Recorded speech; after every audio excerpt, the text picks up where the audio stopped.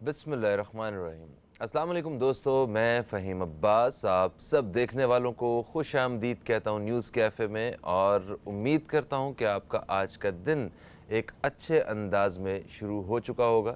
آج رمضان المبارک کا 15واں روزہ ہے۔ آج سے رمضان کی ایک الگ حساب سے گنتی شروع ہو جائے گی، اور اس رمضان نصف رمضان کے حوالے سے جس طرح رمضان المبارک میں بہت ساری ایک خوشیاں اور بڑے انتظار سے مطلب رمضان المبارک میں عبادت کرتے ہیں کہ رمضان المبارک آنے والا ہے اور رمضان آ گیا، اور پر پتہ بھی نہیں چلتا ہے کہ کب رمضان ختم بھی ہو گیا۔ رمضان کا جو 15واں روزہ ہے اس میں ایک بہت بڑی خوشی ہے جس کو منایا جاتا ہے دنیا بھر میں، بیشتر ممالک میں اور ہر جگہ پہ، وہ ہے حضرت امام حسن علیہ السلام کی ولادت کی 15 رمضان ہے، اور اس حوالے سے تقریبات ہوتی ہیں، مٹھائیاں تقسیم کی جاتی ہیں، اور واقعی یہ ایک خوشی کا دن منایا جاتا ہے۔ یہ وہ اس کے ساتھ ساتھ آج ہم نے اپنے پروگرام میں جس موضوع کا انتخاب کیا ہے، جس حوالے سے ہم بات کریں گے، وہ دعا اور ایصال ثواب ہے۔ دعا کے حوالے سے ہمارے ذہن میں بہت ساری کنفیوژنز ہوتی ہیں، ہم جاننا چاہتے ہیں، کچھ کبھی کبھی ہم دعائیں کرتے رہتے ہیں اور ہم بڑی مایوسی کے قریب پہنچ جاتے ہیں۔ دعا انسان کا اور اللہ کا ایک رابطہ ہے۔ انسان جو ہے اللہ تعالیٰ سے دعا کرتا ہے، ایک کنیکشن جو ہے وہ بلڈ رہتا ہے، وہ ہمیشہ آپ کوئی بھی چیز، کوئی بھی چھوٹا سا ایک نقصان بھی ہوتا ہے ہمیں، تو وہ بھی ہم فوراً اللہ تعالیٰ پہ ڈال دیتے ہیں کہ جو اللہ تعالیٰ کی مرضی ہے، اللہ میاں اب تو نے ہی ہمیں اس سے بچانا ہے، جو تیری بہتری ہے۔ تو ہر معاملے میں ہم اللہ تعالیٰ کے ساتھ جو جڑے رہتے ہیں، اللہ تعالیٰ سے جو مانگتے ہیں اس کے سامنے ہاتھ پھیلاتے ہیں، یہ دعا ہے۔ اور دعا کے پورے ہونے کے حوالے سے آج ہم بات کریں گے، ایصال ثواب کے حوالے سے اپنے پروگرام میں ذکر کریں گے۔ اپنے مہمانوں کا میں تعارف کرواتا ہوں آپ کو، میرے ساتھ موجود ہیں سب سے پہلے جن کا تعارف کرواؤں گا میں، اسلامک اسکالر ہیں، روحانی شخصیت ہیں، جناب مولانا محمد علی رضوی صاحب۔ ہم آپ کو خوش آمدید کہتے ہیں، السلام علیکم، آپ کو مبارکباد بھی پیش کرتے ہیں۔ وعلیکم السلام، آپ کیسے ہیں؟ میں بالکل ٹھیک ٹھاک، طبیعت ٹھیک ہے، خوش ہیں، اللہ کا شکر، ماشاء اللہ۔ اور میرے ساتھ جو دوسرے مہمان ہیں یہ بھی اسلامک اسکالر ہیں، علامہ صادق نقشبندی صاحب۔ ہم آپ کو بھی خوش آمدید کہتے ہیں، السلام علیکم۔ وعلیکم السلام ورحمۃ اللہ۔ کیسے ہیں آپ؟ الحمدللہ، آپ کو بھی بہت مبارک ہو، ماشاء اللہ۔ خیر مبارک، آپ کو بھی بہت بہت مبارک ہو۔ اور جناب میرے ساتھ جو تیسرے مہمان موجود ہیں یہ نعت خوانی کے فرائض سر انجام دیں گے، علی باقری صاحب۔ ہم آپ کو خوش آمدید کہتے ہیں، السلام علیکم۔ السلام علیکم سر، کیسے ہیں آپ؟ کرم مالک کا، آپ سنائیے۔ الحمدللہ۔ مولانا محمد علی رضوی صاحب، آپ سے گفتگو کا آغاز کریں گے۔ نصف رمضان، 15 رمضان کے حوالے سے کیا کہنا چاہیں گے؟ اعوذ باللہ السمیع العلیم من الشیطان اللعین الرجیم، بسم اللہ الرحمن الرحیم۔ پہلے تو میں آپ حضرات کا اور اب تک چینل کا شکر گزار ہوں کہ آپ حضرات نے مجھے ایک مرتبہ پھر موقع دیا کہ اسلامی حوالے سے اس پروگرام میں شرکت کروں۔ ظاہر پروگرام تو دیکھیں بہت سے ہوتے ہیں، جو اسلامی پروگرام ہوتے ہیں وہ ہمارے لیے باعث عزت ہوتے ہیں، باعث شرف ہوتے ہیں۔ آج 15 رمضان ہے، 14 رمضان گزر گئے، 14 روزے گزر گئے۔ ہمیں یہ دیکھنا ہے کہ ہم نے رمضان شریف میں جو نمازیں پڑھیں، جو روزے رکھے، اس میں حاصل کیا کیا۔ آیا ہم اپنی زندگی میں آگے اس بات پہ قائل ہو گئے کہ ہم سچ بولیں، ہم وقت کی پابندی کریں، ہم کسی کا دل نہ دکھائیں؟ کیونکہ روزہ خالی بھوکے پیاسے رہنے کا نام نہیں ہے، روزہ آنکھ کا بھی روزہ ہے، روزہ زبان کا بھی روزہ ہے، روزہ ہاتھ کا بھی روزہ ہے، روزہ پاؤں کا بھی روزہ ہے۔ یعنی زبان سے ہم ایسی کوئی بات نہ کہیں جس سے ہمارے دوسرے بھائی کو تکلیف پہنچے، ہم اپنی زبان سے کوئی ایسی گفتگو نہ کریں جو کسی کی دل آزاری کا سبب بنے، کان سے کوئی ہم ایسی بات نہ سنیں جو اس سے اللہ ناراض ہو، ہاتھ سے کوئی ایسی حرکت نہ کریں جو روزہ ٹوٹنے کا سبب ہو۔ تو ہمیں اپنے مکمل کردار سے یہ بتانا ہے کہ ہم اللہ کے چاہنے والے ہیں، ہم سچا روزہ رکھنے والے ہیں، دکھاوے کا روزہ رکھنے والے نہیں ہیں۔ کیونکہ آج کل یہ فیشن ہو گیا ہے کہ لوگ روزہ نہیں رکھتے، کہتے تھے ہمارا تو روزہ ہے، اور اس طرح کے لوگ ہو گئے ہیں کہ روزے میں بھی جھوٹ بول رہے ہیں, غیبت کر رہے ہیں, جب آپ سارے کام وہی کر رہے ہیں جس کو اللہ نے اور اللہ کے رسول نے منع کیا ہے, تو ایسے روزے کا کیا فائدہ؟ بالکل ایسا. اچھا, امام حسن علیہ السلام جو دین اسلام میں وہ دوسرے امام ہیں اور نوجوانوں کے سردار ہیں جنت کے, رسول پاک صلی اللہ علیہ وآلہ وسلم کے مطلب ان کی زندگی میں جو پہلا جو بیٹا جو انہوں نے دیکھا وہ ان کا نواسہ, تو اس حوالے سے آپ یہ دیکھیں, پہلے اس کا ایک پس منظر ہے. لوگ ہمارے پیارے نبی کو اولاد نہ ہونے کا طعنہ دیتے تھے, یعنی بیٹا نہیں ہے. ایک تو جب امام حسن علیہ السلام کی ولادت ہوئی تو مشرکین کے منہ کو خاموش کر دیا گیا کہ ہمارے نبی صاحب اولاد ہیں. اور اولاد ہونے کی آیت میں ابھی آپ کے سامنے کوٹ کروں گا کہ کہاں سے پتہ چلتا ہے کہ اللہ نے امام حسن اور امام حسین علیہ السلام کو رسول کے بیٹے کہا ہے. قرآن کی آیت سے معلوم ہوتا ہے. دیکھیں, ایک تو یہ بات تھی. دوسری یہ بات, امام حسن علیہ السلام کی ولادت ہوئی ہے 15 رمضان 3 ہجری میں, ٹھیک ہے. جب امام حسن علیہ السلام کی ولادت ہوئی ہے تو ہمارے پیارے نبی اس وقت مدینے میں نہیں تھے. ہمارے پیارے نبی کسی کام سے مدینے سے گئے ہوئے تھے. جبریل امین نے راستے میں بتایا کہ یا رسول اللہ, آپ کے یہاں ایک حسین ترین بچے کی ولادت ہوئی ہے, حضرت علی کے یہاں بیٹا ہوا ہے, بی بی فاطمہ زہرا کے یہاں بیٹا ہوا ہے. اس کے بعد جب ہمارے پیارے نبی آئے, اب آپ کو یہ بتانا چاہ رہا ہوں امام حسن علیہ السلام کا نام رکھا کس نے. دیکھیں, دنیا میں جو بچے پیدا ہوتے ہیں ان کے نام رکھتے ہیں ان کے ماں باپ. یہ اہل بیت کا گھرانہ ہے. جب ہمارے پیارے نبی تشریف لائے, پوچھا بیٹا اس بچے کا کوئی نام رکھا؟ کہا بابا میں آپ سے پہلے کیسے سبقت کر سکتی ہوں, آپ سے پہلے کیسے رکھ سکتی ہوں, میں نے تو حضرت علی سے بھی کہا. حضرت علی سے حضور نے پوچھا یا علی آپ نے اپنے بچے کا کوئی نام رکھا؟ کہا یا رسول اللہ میں آپ پہ سبقت کیسے کر سکتا ہوں. ہمارے پیارے نبی نے کہا میں اللہ پہ سبقت کیسے کر سکتا ہوں. ابھی یہ گفتگو ہو رہی تھی کہ جبریل امی حاضر ہو گئے, کہنے لگے یا رسول اللہ بات یہ ہے کہ آپ نے خود فرمایا اما ترضا یکون منی بے منزلت ہارون من موسیٰ. بخاری شریف میں روایت موجود ہے کہ یا علی تمہاری نسبت مجھ سے وہی ہے جو ہارون کی موسیٰ سے تھی. ٹھیک ہے, بخاری شریف کی روایت موجود ہے, مولانا صاحب وضاحت کریں گے. تو اب موسیٰ علیہ السلام کے جو وصی تھے, جو ان کے وزیر تھے, ان کے ہارون ان کے بیٹے تھے شبر شبیر, تو لہٰذا ان کا نام شبر عبرانی زبان میں ہے, شبر ہونا چاہیے. ہمارے نبی نے کہا ہماری زبان تو عربی ہے, کہ شبر کو عربی میں حسن کہتے ہیں. اور حسن اس سے پہلے کبھی کسی کا نام نہیں, پورے حسن اور حسین پورے عرب میں اس سے پہلے کسی کا بھی نام حسن یا حسین نہیں تھا. یہ اہل بیت کا گھرانہ ہے, جہاں امام حسن بھی ہیں جہاں امام حسین بھی ہیں. اور پھر آپ یہ دیکھیے, دنیا میں جو بچہ پیدا ہوتا ہے, دنیا میں جو تشریف لاتا ہے, اس کے کان میں اذان دی جاتی ہے. یہ مسلمانوں کا ایک طریقہ ہے. وہ بچہ کتنا عظیم ہوگا جس کے کان میں خود رسول خدا صلی اللہ علیہ وآلہ وسلم اذان دیں. تو جس کے کانوں میں آواز رسول آئی ہوئی ہو, وہ بچہ یقیناً لیٹے لیٹے, اب روایت ہے یہ مختلف کتابوں میں کہ امام حسن علیہ السلام گہوارے میں لیٹے ہوئے ہیں اور مسلسل آسمان کی طرف دیکھ رہے ہیں. اچھا, اس زمانے میں اور ابھی بھی پرانی جو عورتیں ہوتی ہیں, جب بچہ مسلسل چھت کی طرف یا آسمان کی طرف دیکھے تو سمجھتی ہیں کہ بچہ شاید بیمار ہے. ایمن دوڑی بھی آئیں شہزادی کے پاس کہ شہزادی مجھے لگتا ہے بچے کی طبیعت ناساز ہے, مسلسل آسمان کی طرف دیکھ رہا ہے. تو اب جملہ سنیے گا. تو شہزادی فاطمہ زہرا کہتی ہیں ایمن گھبراؤ نہیں, میرا بیٹا حسن لوح محفوظ کا مطالعہ کر رہا ہے. تو یہ وہ گھرانہ ہے جہاں کے بچے لوح محفوظ کا مطالعہ. سبحان اللہ. علامہ صادق نقشبندی صاحب, آپ آج کے اس موقع کے حوالے سے سبحان اللہ. سب سے پہلے تو مبارکباد پیش کرتا ہوں. دوسری بات یہ ہے کہ سب سے پہلی بات یہ ہے کہ حضرت امام حسن کی ولادت سے پہلے حضرت ام الفضل رضی اللہ تعالی عنہا نے حضور سے کہا یا رسول اللہ ایک بڑا خوف زدہ خواب دیکھا ہے میں نے, اور وہ خواب کو دیکھ کر میں بڑی پریشان ہو گئی ہوں. تو حضور علیہ الصلوۃ والسلام نے فرمایا کیا دیکھا کیا ہے؟ کہا یہ دیکھا کہ آپ کا عضو مبارک, جسم مبارک, ٹکڑا مبارک نکل کر میرے گھر آیا ہے, اور وہ جو آیا ہے آپ کے جسم سے ٹکڑا نکل کر آیا ہے, تو میں بڑے پریشان ہو گئی.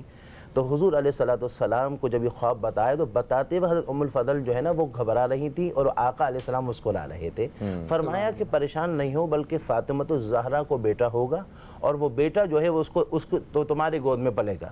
تو یہ اس سے ایک بات یہ ثابت ہوتی ہے کہ بعض دفعہ خواب کچھ ایسے ہوتے ہیں جو بڑے دیکھنے میں بڑے خواب خطرناک ہوتے ہیں، مگر اس کی تعبیر بڑی اچھی ہوتی ہے. چونکہ ہمارے بعض دفعہ خواب دیکھنے نا، علامہ ابن سیرین کہتے ہیں کہ بعض خواب جو ہے نا اس کی تعبیر جو ہے دیکھنے میں خوفزدہ ہوتی ہے، مگر اس کی تعبیر اچھی ہوتی ہے. اب جس طرح ابھی ہمارے محمد علی بھائی نے کہا کہ نام جو ہے وہ امام حسن رکھا، میں یہاں پر عرض کروں گا کہ ہمارے یہاں پر جو ہے وہ نام کیا رکھا جاتا ہے اور حضور کا حکم کیا ہے. حضور علیہ السلام فرماتے ہیں من ولد له ولد فليحسن اسمه وادبه فاذا بلغ فليزوجه وان بلغ فلم يزوجه فانما اسمه على ابي. حضور نے فرمایا جب بچے کی ولادت ہو تو اس کا اچھا نام رکھو. ہمارے معاشرے میں کیا ہے، نیا نام رکھو. حضور کا فرمان اچھا نام، اور ہمارے معاشرے میں نیا نام. اور پھر حضور علیہ السلام نے فرمایا اس کو ادب سکھاؤ.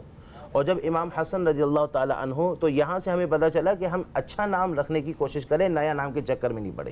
کیونکہ بعض دفعہ نیا نام ایسا رکھتے ہیں جس کا معنی ہی بڑا عجیب ہوتا ہے. اچھا نام معنی میں، سننے میں، یا کوئی تاریخی اعتبار؟ دیکھیں، سب سے بڑے اچھا نام وہ ہو جس کا معنی بھی اچھا ہو اور جس کا خاص کر کے پہلے کسی اہم شخصیات سے نسبت بھی ہو. جس طرح حضور علیہ السلام نے مسلم شریف میں آتا ہے، حضور نے فرمایا ناموں میں سب سے اچھا نام عبداللہ ہے، عبد الرحمن ہے. حضور نے فرمایا سب سے اچھا نام. اسی طرح حضور علیہ السلام نے فرمایا ابراہیم نام رکھو، محمد نام رکھو، احمد نام رکھو. اب یہ نام بولنے میں بھی اچھا لگتا ہے اور معنی میں بھی اچھا لگتا ہے، تو اس حساب سے جو ہے نا وہ میننگ کے حساب سے بھی اچھا ہونا چاہیے. زیادہ اہمیت جو ہے وہ معنی کا دیا جائے، زیادہ اہمیت جو ہے وہ میننگ کے حوالے سے دیا جائے. اور پھر جب امام حسن رضی اللہ تعالیٰ عنہ کی ولادت ہوئی تو 7ویں روز حضور علیہ السلام نے عقیقہ کروایا. اور جب عقیقہ کیا تو حضور علیہ السلام نے عقیقہ کرنے کے بعد اس کے بعد آپ کے بال مبارک جو ہے وہ منڈوا کر اور اس کے مطابق جو ہے آپ نے جو ہے وہ چاندی وغیرہ صدقہ کیا. اب ہمارے ہاں بچے کی ولادت کے بعد یہ بھی جو ہے حاضرین اور سامعین کے لیے نصیحت ہے، ہمارے ہاں بچے کی ولادت ہونے کے بعد عقیقہ کی طرف توجہ بعض لوگوں کی نہیں جاتی، بلکہ اکثر کی نہیں جاتی، اور وہ بچہ بیمار پر بیمار رہتا ہے. سوال یہ کہ عقیقہ کرنے کا فائدہ کیا ہے؟ عقیقہ کرنے، حضور نے فرمایا کہ بچہ پیدا ہونے کے بعد وہ ایک مشکل میں ہوتا ہے، اور جب اس کا عقیقہ کر لیا جائے تو اس سے اللہ تعالیٰ مشکل سے اس کو نجات دے دیتا ہے. ہمارے ہاں بچہ پیدا ہونے کے بعد عقیقہ نہ کرنے کی وجہ سے وہ بیمار، پھر اس کے ٹیسٹ پر ٹیسٹ ہونے شروع ہو جاتے ہیں اور اس طرح کے بڑے مسائل ہو رہے ہوتے ہیں. اسی لیے سب سے اچھا طریقہ ہے کہ 7ویں دن اس کا عقیقہ کر دیا جائے. چونکہ حدیث شریف میں آتا ہے الصدقۃ یرد البلا، صدقہ جو ہے وہ بلاؤں کو دور کرتا ہے، اس سے مصیبتیں دور ہو جاتی ہیں، بچہ ویسے یہ صدقے کی ہی قسم ہے عقیقہ؟ جی بالکل. ٹھیک ہے. ہم علی باقری صاحب سے درخواست کرتے ہیں کہ آپ کوئی نعت رسول مغفور صلی اللہ علیہ وسلم یا آج کے دن کے حوالے سے، اس جشن کے حوالے سے اگر کچھ آپ شامل کرنا چاہیں تو. اعوذ باللہ من الشیطان اللعین الرجیم، بسم اللہ الرحمن الرحیم. ساری تعریفیں اس خدا بزرگ و برتر کے نام کہ جس کے قبضہ قدرت میں یہ کائنات ہے، اور درود و سلام محمد و آل محمد پر، اللہم صلی علی محمد و آل محمد. سب سے پہلے پورے عالم اسلام کو نواسہ رسول امام حسن مجتبیٰ علیہ السلام سرکار کا ظہور بہت بہت مبارک ہو. اس کے بعد امام حسن علیہ السلام سرکار کی مناسبت سے کلام کے چند اشعار پیش کرتا ہوں.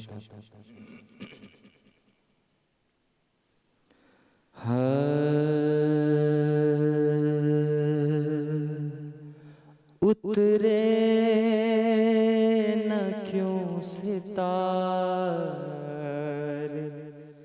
برابر زمین پر، اترے نہ کیوں ستارے برابر زمین پر، ہے فاطمہ کا چاند منور زمین پر، ہے فاطمہ کا چاند चांद मुनव्वर ज़मीन पर रिज़वान देख आते हैं शाबर ज़मीन पर रिज़वान देख आते हैं शाबर ज़मीन पर अरे चमका है आसमां का मुक़द्दर ज़मीन पर।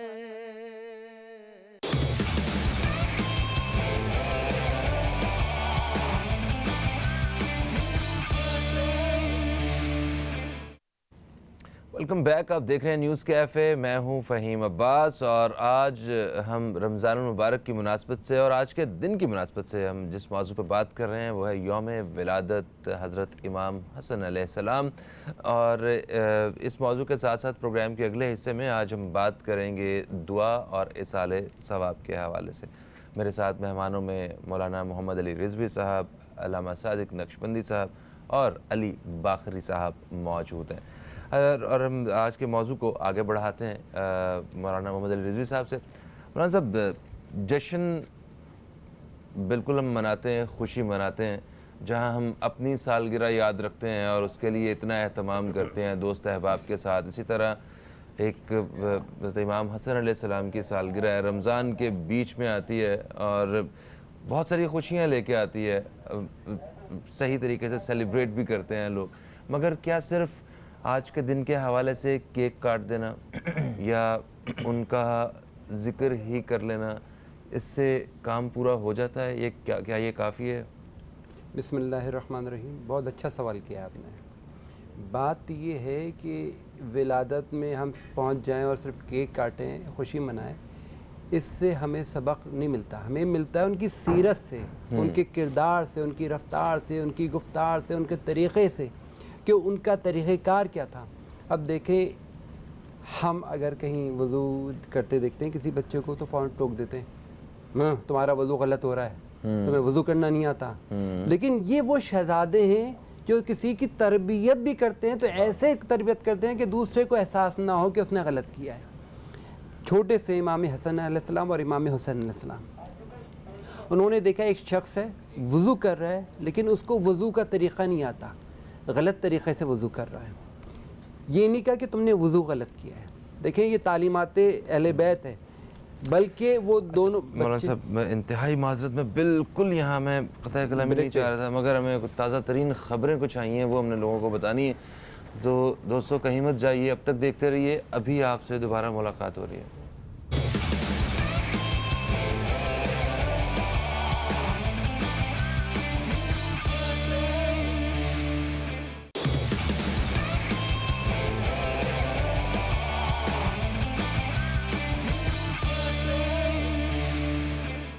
Welcome back. आप देख रहे हैं न्यूज़ कैफ़े और वक्फे से पहले हम मौलाना मोहम्मद अली रिज़वी साहब से बात कर रहे थे और मौलाना साहब आप फरमा रहे थे कि हमें सिर्फ़ वो खुशी में, मतलब एक दिन की खुशी के लिए या सिर्फ केक काटने के लिए या उनकी न्याज जो है वो तकसीम करने से इसका मकसद जो है पूरा नहीं होता।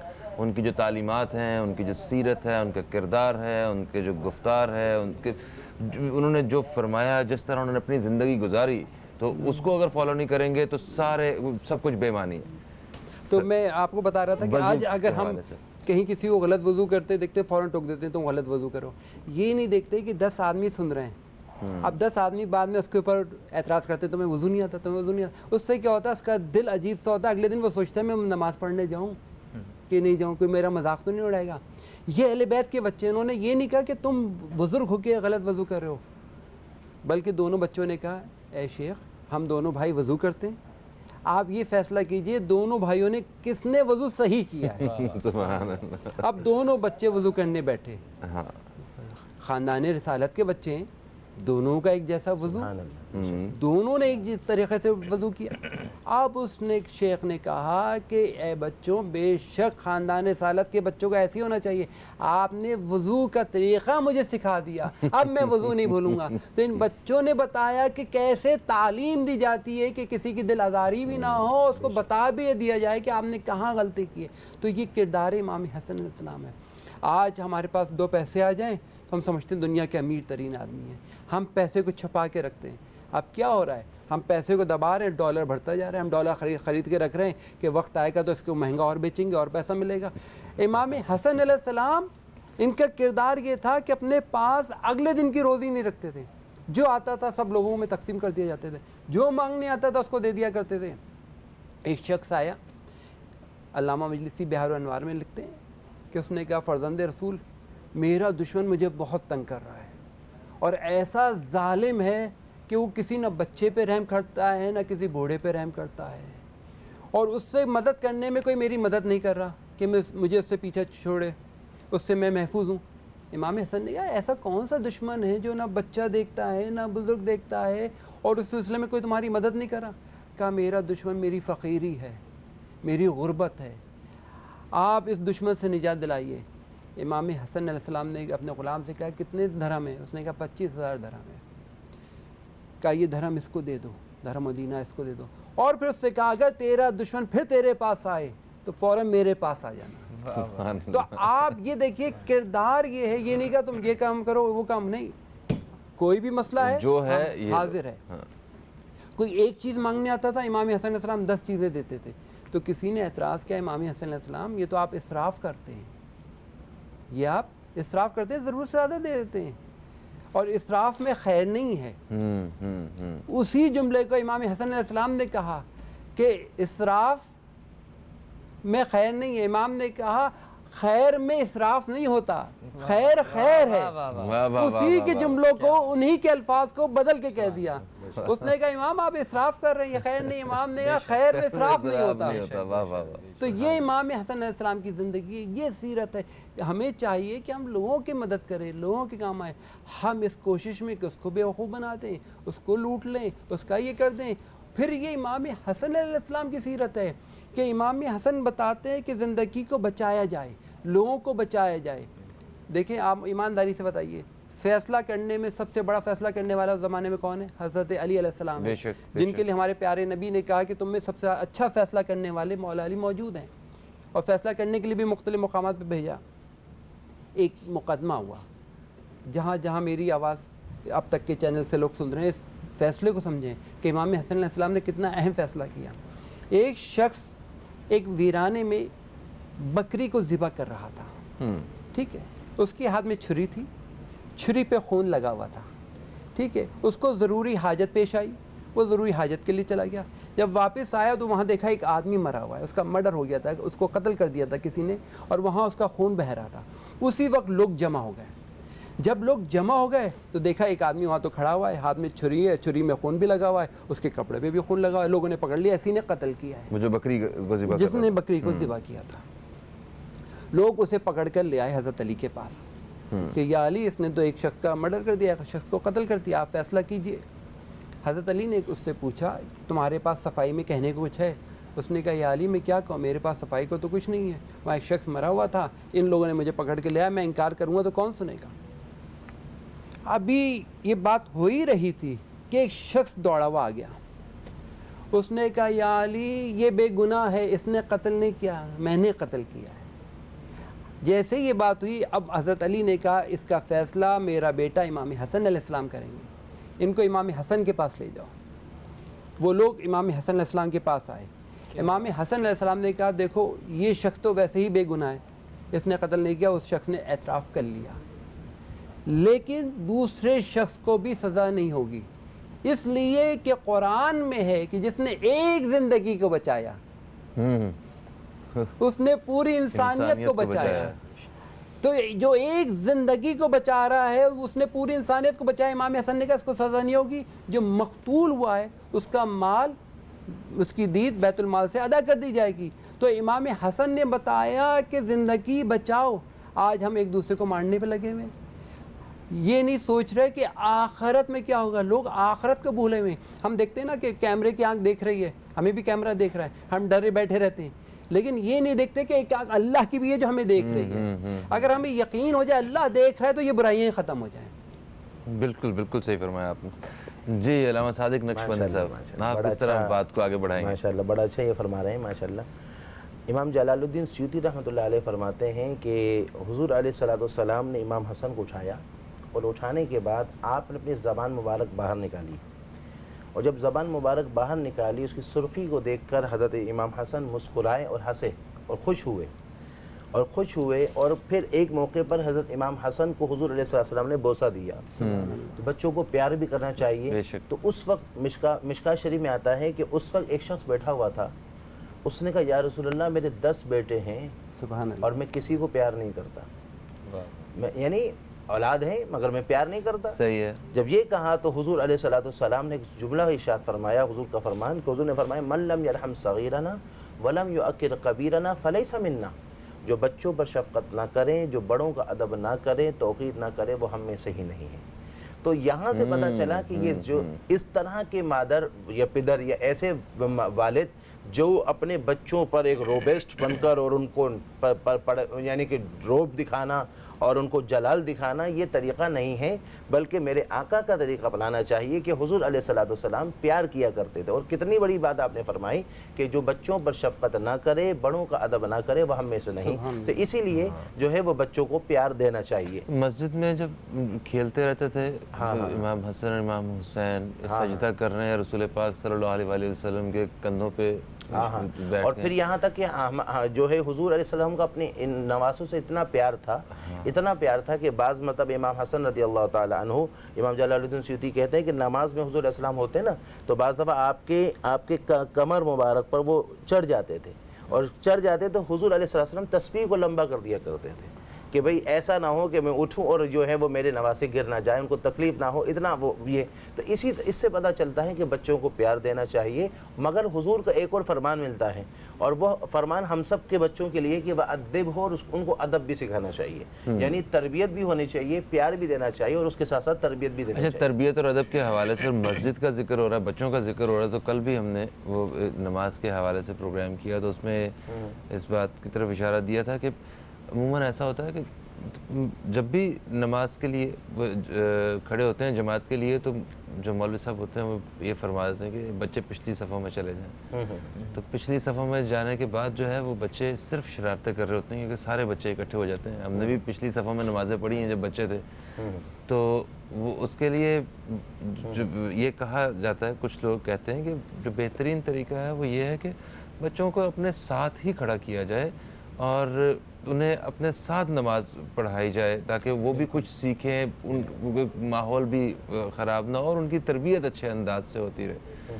تو اس میں کچھ صف ٹوٹنے کا جو ہے وہ کندھے سے کندھا ملانے کا میرا خیال اس طرح کے کچھ احکامات کی وجہ سے بچوں کو پیچھے بھیجا جاتا ہے, مگر بچوں کو پیچھے بھیجنا بھی حل نہیں ہے. ہاں اصل میں پتہ ہے کیا ہے, ایک بات تو یہ ہے وہ اصل میں بات یہ ہے کہ اس کے مختلف اس کے جوابات ہیں. پہلی بات یہ ہے کہ حضور علیہ السلام کے دور میں بھی باقاعدہ صفیں ہوتی تھیں, اس میں مردوں کی پہلے صفیں ہوتی تھی, اس میں بچے ساتھ میں کھڑے ہونے کی اجازت نہیں ہوتی تھی.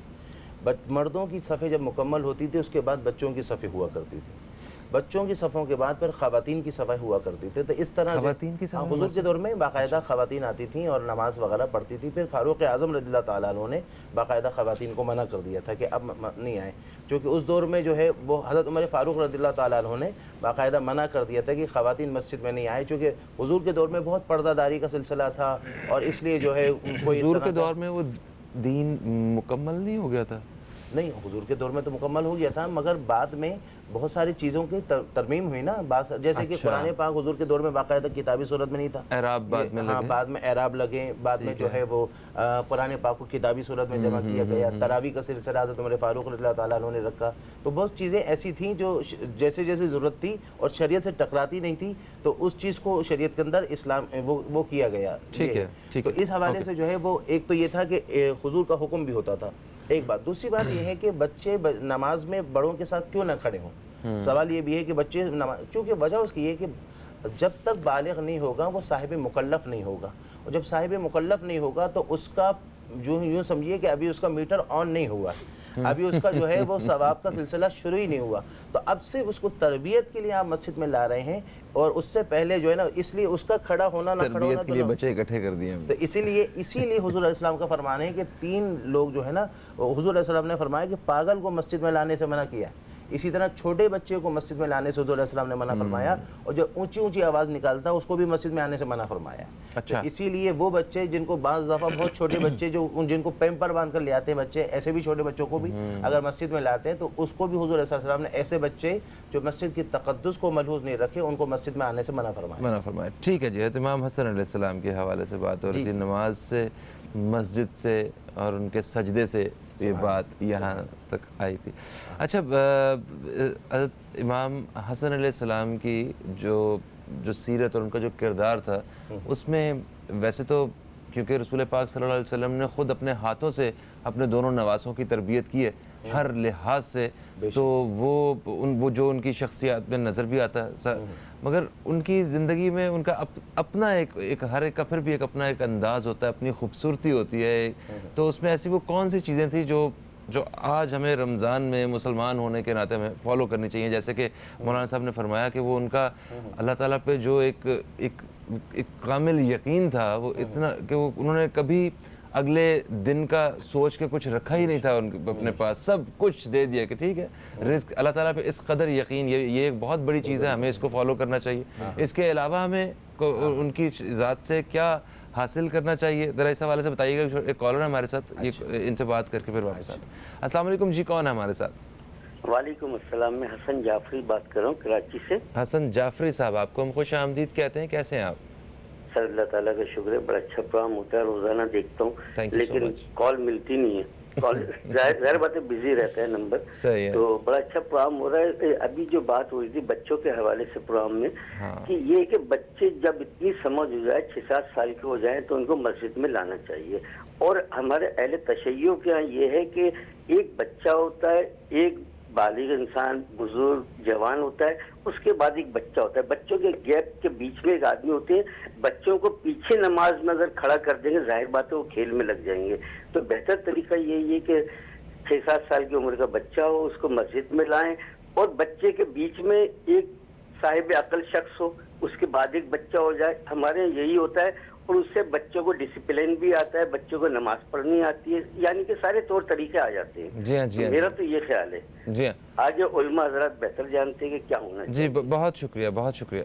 मेरा भी कुछ ऐसे ही ख्याल था जिसकी वजह से सवाल किया था हमने, और उसका जवाब आपने हमें वो दे दिया कि देखें, वो अब अहले तशय्यों का तो मोहम्मद अली भाई बताएंगे, मगर अहले सुन्नत में यही है कि मगर अहले तशय्यों की जो मसाजिद हैं, अगर आप वैसे मैं किसी ख़ास फ़िक़ा की बात नहीं किया करता, उन मसाजिद में भी ऐसा ही होता है, सब में होता है ऐसा।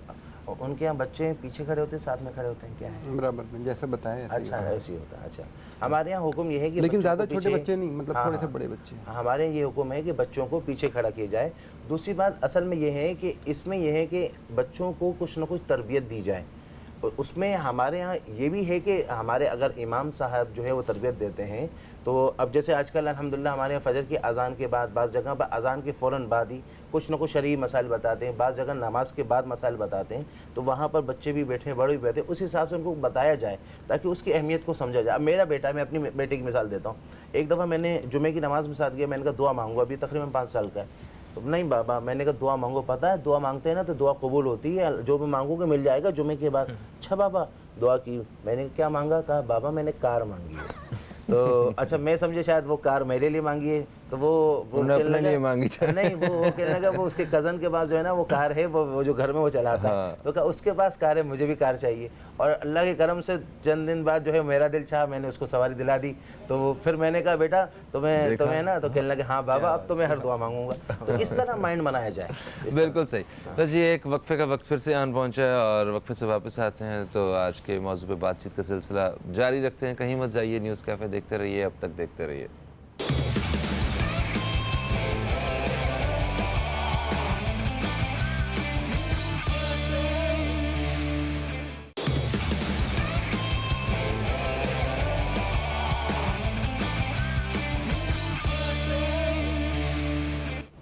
Welcome back. آپ دیکھ رہے ہیں نیوز کیفے، میں ہوں فہیم عباس، اور آج ہم حضرت امام حسن علیہ السلام کی ولادت کے حوالے سے اپنے پروگرام کے اس حصے میں ہم بات کر رہے ہیں۔ مولانا محمد علی رضوی، علامہ صادق نقشبندی اور علی باقری صاحب ہمارے ساتھ موجود ہیں۔ مولانا محمد علی رضوی صاحب، اچھا، حضرت امام حسن علیہ السلام کی زندگی اسے جو آپ ابھی بیان کر رہے تھے، اس میں دو چیزیں وہ ابھی تک سامنے آئی ہیں۔ ایک تو رزق کے حوالے سے وہ ایک بہت مضبوط اور بڑا دل رکھتے تھے، کہ انہیں بڑا یقین تھا کہ انہوں نے کبھی فکر نہیں کی کسی چیز کی، ان سوال کا دسترخوان مشہور ہے، ہاں، غریبوں کے لیے دسترخوان بچھا ہوتا تھا کہ، اور اس میں دنیا جہاں کے کھانے ہوتے تھے، اس میں ساری نعمتیں ہوتی تھیں، لیکن خود نہیں کھاتے تھے، خود سادہ کھانا کھا رہے ہوتے تھے۔ اور حضرت علی جو کی روٹی وہ بھی گھٹنے سے توڑ کے کھا رہے ہوتے تھے کہ ان کا واقعہ یہ ہے کہ ایک شخص بھوکا آیا، اس نے حضرت علی سے کھانے کو کچھ مانگا۔ اب آپ نے گفتگو کی تو یہ واقعہ میں عرض کرتا چلوں، تو دیکھا حضرت علی گھٹنے سے روٹی توڑ کے پانی میں بھگو کے کھا رہے ہیں۔ کہا میرے پاس تو نہیں ہے، لیکن ہاں فلاں جگہ چلے جاؤ، وہاں تمہیں تمہارے مطلب کا کھانا مل جائے گا۔ اچھا، اس نے کھانا شروع کیا، تھوڑا تھوڑا بچاتا بھی جا رہا ہے، تھوڑا تھوڑا کھاتا بھی جا رہا ہے۔ تو امام حسن نے پوچھا یہ تھوڑا تھوڑا تم بچا کے رکھ کیوں رہے ہو، جتنا کھانا کھاؤ۔ کہا نہیں، میں اپنے لیے نہیں بچا رہا، ایک بھوکا ہے اس کے لیے بچا رہا ہوں۔ کہا کہ اس کو بھی بھیج دو۔ کہا وہ آیا نہیں۔ کہا کون ہے؟ کہا وہ میں نے دیکھا روٹی کو گھٹنوں سے توڑ کے، اتنی سخت روٹی ہوگی، گھٹنے سے توڑ کے پانی میں بھگو کے کھا رہے۔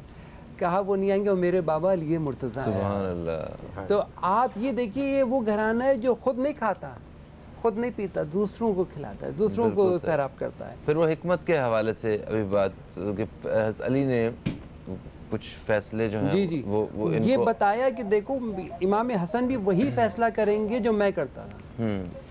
دوسرے یہ لوگوں کو اعتماد دلایا کہ جو امام حسن کا فیصلہ، دیکھیں آپ مسلم شریف میں یہ روایت موجود ہے، بخاری شریف میں یہ روایت موجود ہے کہ ہمارے پیارے نبی نے امام حسن علیہ السلام کو پیار کیا اور کہا کہ پروردگار میں حسن مجتبیٰ سے محبت کرتا ہوں، پروردگار تو بھی امام حسن سے محبت کر، اور جو ان سے محبت کریں اس سے بھی تو محبت کر۔ تو اب اگر ہم، اور یہ آپ کا اب تک چینل جو یہ پروگرام کر رہا ہے، اصل میں یہ سنت رسول کو پورا کر رہا ہے کہ ہمارے نبی نے دعا کی تھی کہ پروردگار میں حسن مجتبیٰ سے محبت کرتا ہوں، جو بھی ان سے محبت کرے پروردگار تو بھی محبت کر۔ تو جو امام حسن سے محبت کا ثبوت دے رہا ہے، جہاں بھی دے رہا ہے، جس علاقے میں بھی اپنی دے رہا ہے، جس طریقے سے بھی محبت کا اظہار کر رہا ہے، وہ دراصل نبی سے محبت کا اظہار کر رہا ہے۔ سبحان اللہ۔ تو جس کے دل میں ہمارے پیارے نبی کی محبت ہے، وہی امام حسن سے محبت کا اظہار کرے گا۔ تو مسلم شریف میں بھی یہ روایت موجود ہے، اور صحیح بخاری میں بھی یہ روایت موجود ہے کہ پروردگار میں حسن سے محبت۔ اب کیا دوسری روایت، الحسن والحسین سید شباب اہل جنہ، حسن حسین جنت کے جوانوں کے سردار ہیں۔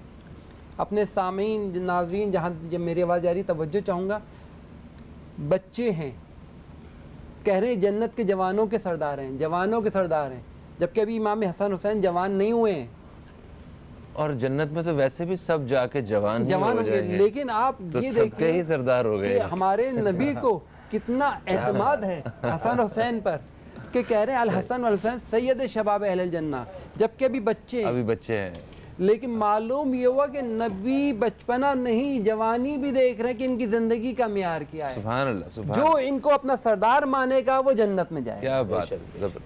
اچھا علی باقری صاحب، کیونکہ وقفے میں میرا خیال کچھ منٹس باقی ہیں ابھی، اور میں چاہتا ہوں کہ آپ کی آواز کے ساتھ ہم بریک کی طرف بڑھیں گے، اور آپ کا شکریہ بھی ادا کرتے ہیں، آپ تشریف لائے۔ بریک کے بعد ہمارے ساتھ ایک اور نعت خواں موجود ہوں گے، اور پھر ہم بریک کے بعد دعا کے حوالے سے اور اصالِ ثواب کے حوالے سے ہم بات کریں گے۔ بسم اللہ۔ ہے سبز گنبد والے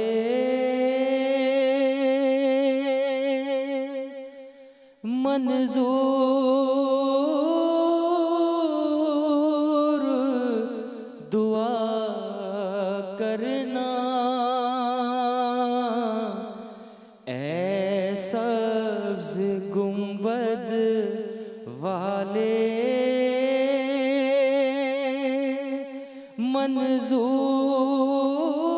منظور دعا کرنا جب وقت نظر آئے آقا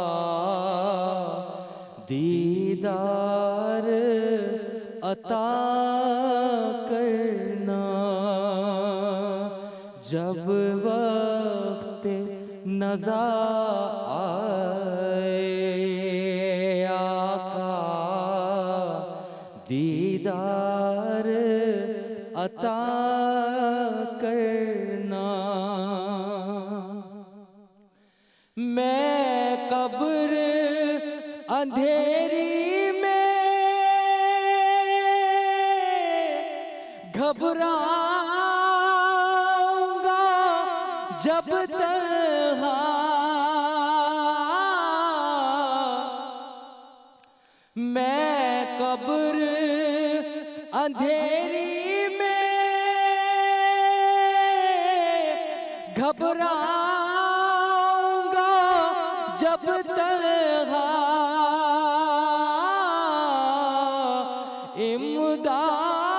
امداد میری کرنے آ جانا رسول اللہ امداد میری کرنے آ جانا رسول اللہ روشن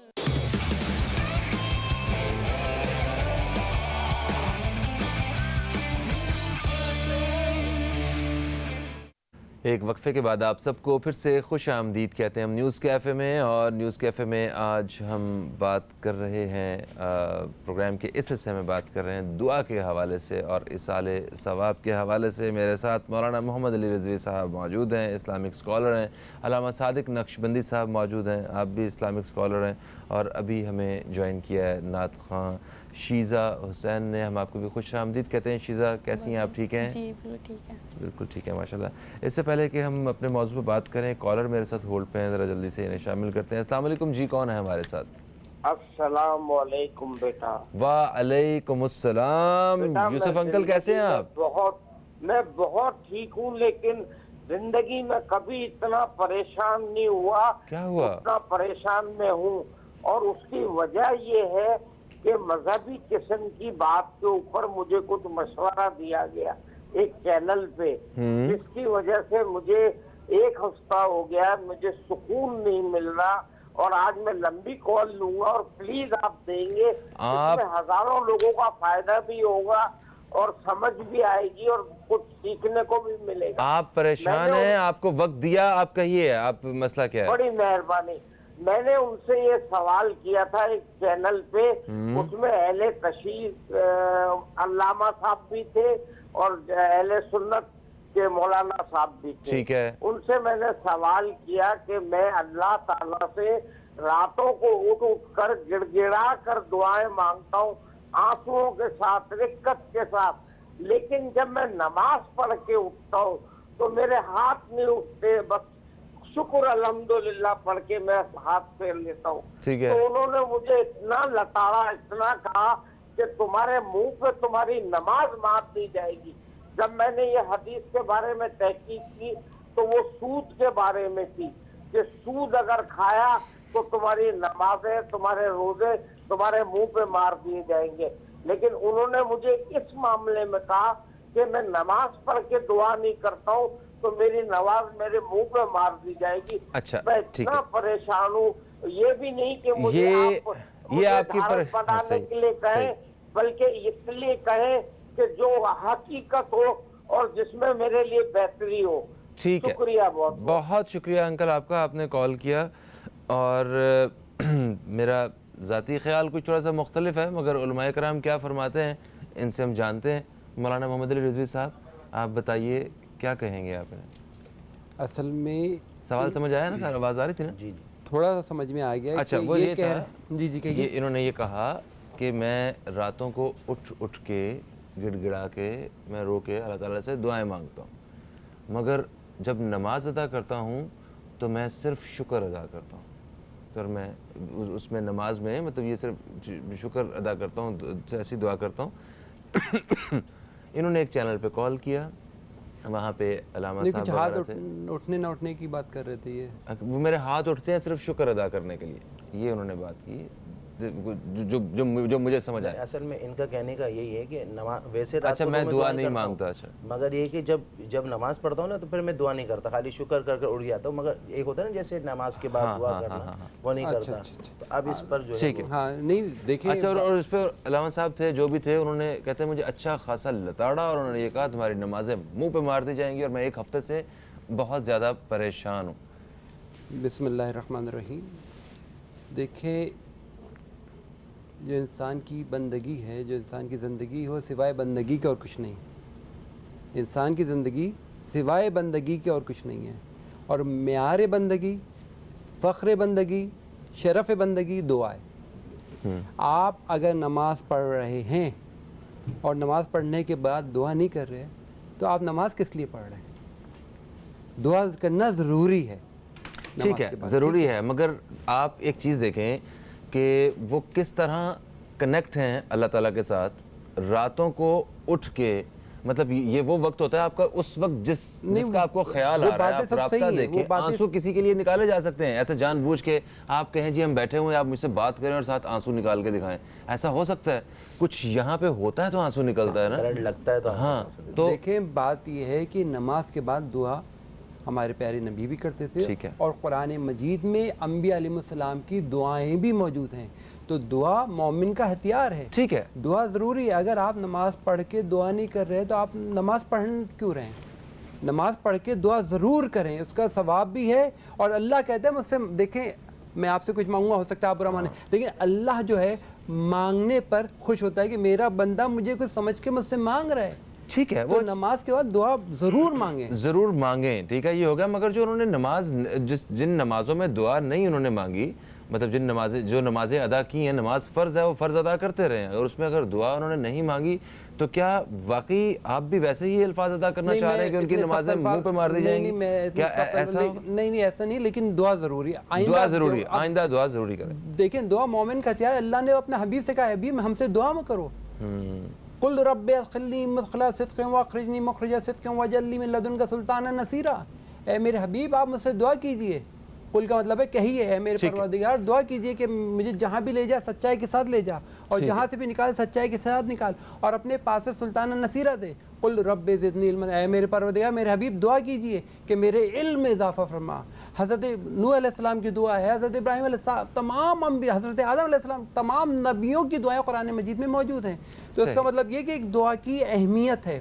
اور پھر ایک شخص نماز بھی پڑھتا تھا، روزے بھی رکھتا تھا، اس کی اولاد نہیں ہو رہی تھی. وہ آ گیا امام حسن علیہ السلام کے پاس. میں اسی سے دعا کو اور امام حسن کو کر دیتا ہوں کہ اس نے کہا میں دعا بھی پڑھتا ہوں، نمازی بھی پڑھتا ہوں، روزہ بھی رکھتا ہوں، لیکن میری اولاد نہیں ہو رہی. تو امام حسن علیہ السلام نے کہا کہ آپ روزانہ 70 مرتبہ کہا کریں استغفر اللہ ربی و اتوب الیہ. اس نے 70 مرتبہ کہنا شروع کر دیا. روزانہ اب نماز پڑھتا، دعا کرتا، اور دعا کے بعد یہ 70 مرتبہ کہتا. 1 سال کے اندر اللہ نے اسے اولاد نرینہ عطا کی. وہ خوشی خوشی آیا امام کے پاس. جب اولاد ہو گئی آیا تو لوگوں نے اب یہ سوال کیا کہ فرزند رسول آپ نے کس دلیل سے کہا تھا کہ یہ پڑھے تو اولاد ہو جائے گی، اور اس کی اولاد بھی ہو گئی؟ تو امام حسن علیہ السلام نے کہا میں نے قرآن پڑھا ہے. قرآن میں جو شخص استغفر اللہ پڑھے گا اللہ اس کی قوت، سورہ ہود کی آیت ہے، اللہ اس کی قوت میں مزید قوت کا اضافہ کرے گا. تو یہ اس کی قوت میں جو مزید قوت کا اضافہ ہے، اس سے مراد اولاد ہے.